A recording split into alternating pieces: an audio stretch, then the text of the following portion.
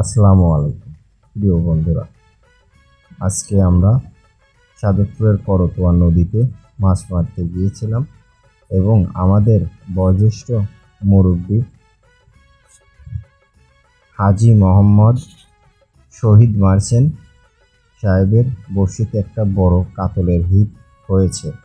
সেই মাছটা আমাদের অভিজ্ঞ শিকারী ভাই মাছটা সুন্দরভাবে খেলিয়ে মাছটা তোলার চেষ্টা করছে।